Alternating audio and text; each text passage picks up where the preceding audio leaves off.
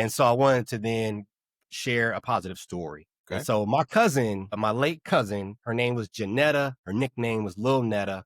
She's Okay. 5 years older than me. She turned 6 on December 27th. And at her sixth birthday party, which is right after Christmas, there were some friends at her party who didn't get gifts for Christmas. So she ended up giving away her gifts to those friends Okay. at her party, which Wow. at 6 years old is pretty crazy. It's People wild. don't do that at 80, Right. 45 years.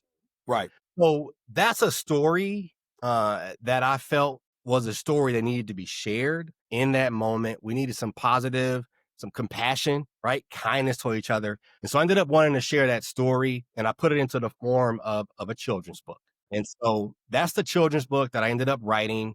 And I published it in 2021. And it's just been a beautiful journey. That book then kicked off the start of my company now, There we company go. called Bolster. And so what I'm doing now, though, is with that book, and now that I'm out and traveling more, is I've created this program where I go into schools, mainly underserved schools, and so I visit those schools. But not only do I visit them as an author, but I also work, and this is where I work with sponsors to help make this possible.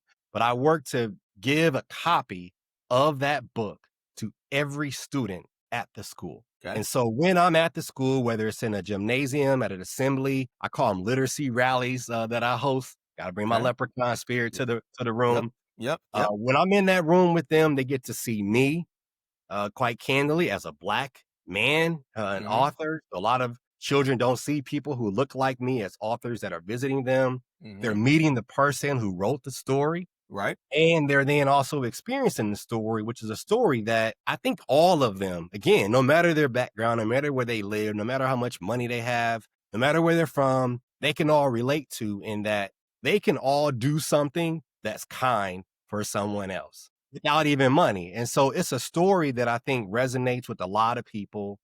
And I think it's a story that our youth need, especially now. And so that's why I've now created that program where there are sponsors and you're willing to support it. If you're listening, you can visit www.soulstir.co, SOULSTIR.co.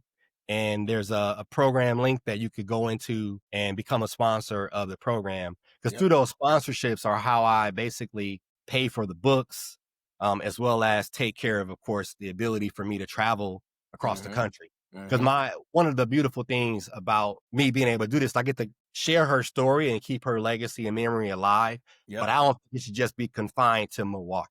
I don't think Correct. it should just be